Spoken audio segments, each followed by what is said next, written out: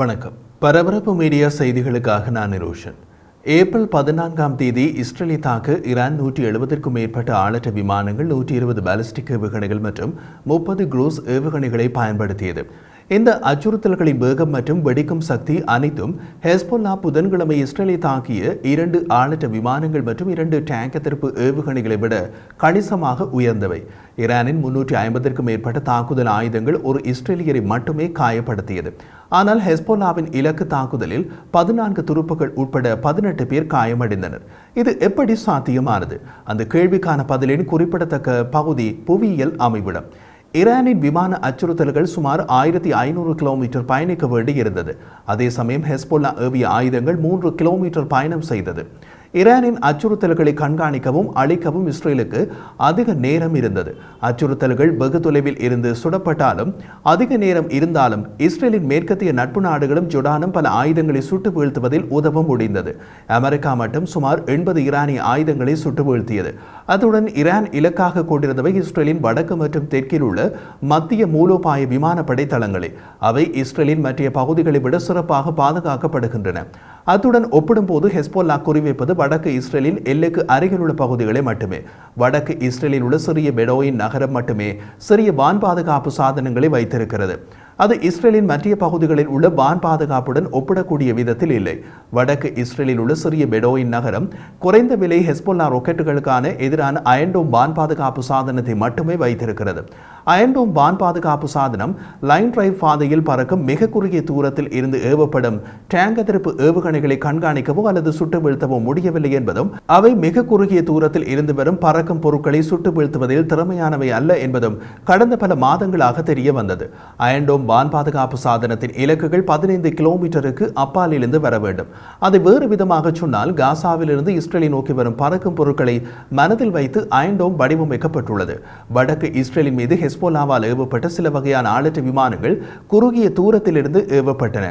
IDF அதிகாரிகள் அதன் விமானப்படை தளங்கள் பல மாதங்களுக்கு முன்பு இதுபோன்ற தாக்குதல்களால் தாக்கப்பட்ட பின்னர் அவர்கள் புதிய தந்திரோபாயங்களை கடைபிடிப்பதாக கூறியிருந்தார்கள். இருப்பினும் அந்த தந்திரோபாயங்கள் இன்னமும் மட்டுப்படுத்தப்பட்ட வெற்றியை பெற்றதாக தெரிகிறது. விமானப்படையின் தந்திரோபாயங்களில் ஒன்று தெற்கு லெபனானில் இருந்து ஹெஸ்போல்லாவின் படைகளை எல்லையிலிருந்து 15 கிலோமீட்டர் தொலைவு வரை அளிப்பது. ஆனால் ஹெஸ்போல்லாவுக்கு ஆளற்ற விமானங்களையோ டேங்க் எதிர்ப்பு ஏவுகணைகளையோ ஒரே நேரத்தில் ஏவுவதற்கு 1 அல்லது 2 துருப்புக்களே தேவை.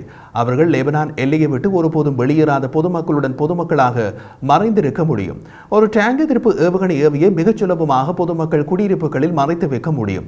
தாக்குதல் நடத்துவதற்கு சில நிமிடங்களுக்கு முன் அதை வெளியே எடுத்து சுட ஒரு வழியினை வைத்திருந்தால் IDF-ஆல் அதை தடுக்க முடியாது.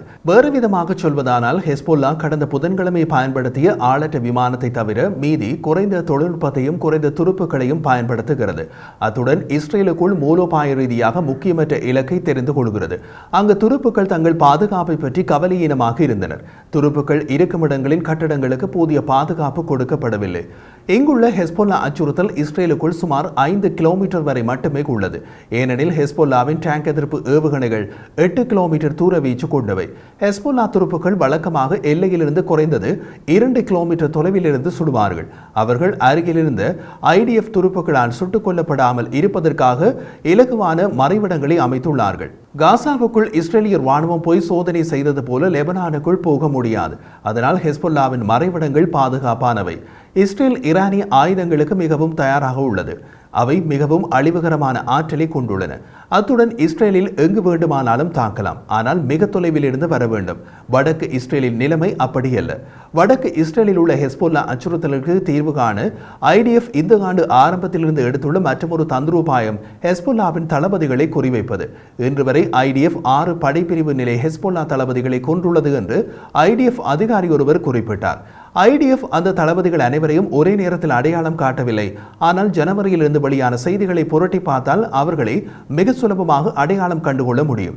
கொல்லப்பட்ட 6 படை தளபதிகளின் இழப்பு ஹெஸ்போல்லாவுக்கு எந்த அளவுக்கு பெரியது? ஹமாஸின் 35,000 தொடக்கம் 40,000 படைகளுக்கு 5 படைப்பிரிவு தளபதிகள் உள்ளனர்.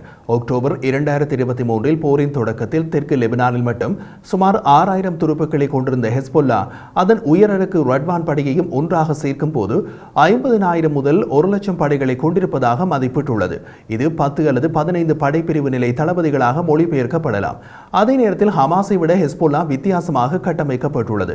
அதன் உயரடுக்கு ரத்வான் படைப்பிரிவு ஹெஸ்போல்லாவின் மற்ற பகுதிகளிலிருந்து தனித்தனி அமைப்பை கொண்டுள்ளது. மூத்த மற்றும் பல வருட சேவையின் காரணமாக காலப்போக்கில் பதவி உயர்வுகளை கொடுப்பது ஹெஸ்போல்லாவின் மற்ற படைப்பிரிவுகளின் கொள்கை. ஆனால் ஹெஸ்போல்லாவின் உயரடுக்கு ரத்வான் படைப்பிரிவின் நடைமுறை வேறு. அங்கு படைப்பிரிவு தளபதியின் திறமைக்கு முக்கியத்துவம் கொடுக்கப்படுகிறது.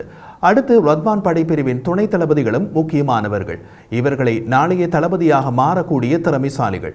ஐடிஎஃப் கணிசமான எண்ணிக்கையில் ஹெஸ்போல்லாவின் ரத்வான் படைப்பிரிவில் 30 துணை தளபதிகளையும் கொண்டுள்ளது.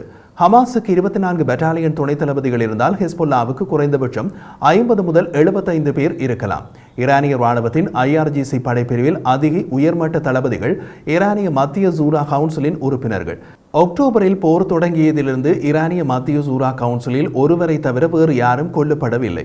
கொல்லப்பட்ட ஒரே ஒரு ஈரானிய மத்திய ஜூரா கவுன்சிலின் உறுப்பினர் இம்மாதம் 1ஆம் தேதி சிரியாவில் உள்ள ஈரானிய தூதரக வளாகத்தில் இஸ்ரேலிய விமான தாக்குதலில் கொல்லப்பட்ட முகமது ரேசா ஜாகேடி மட்டுமே. அதனால் தான் ஈரான் இஸ்ரேலுக்கு பதிலடி கொடுக்க வேண்டிய கட்டாய சூழ்நிலை ஏற்பட்டது. வடக்கு இஸ்ரேலில் ஏற்படும் அச்சுறுத்தல்களுக்கு இப்போது IDF-இடம் உள்ள தந்திரோபாயம் ஹெஸ்போல்லாவின் ரத்வான் படைப்பிரிவின் தளபதிகள் மற்றும் துணை தளபதிகளை குறிவைப்பதுதான். அதைத்தான் இந்த ஆண்டு ஜனவரியிலிருந்து செய்ய தொடங்கியுள்ளார்கள்.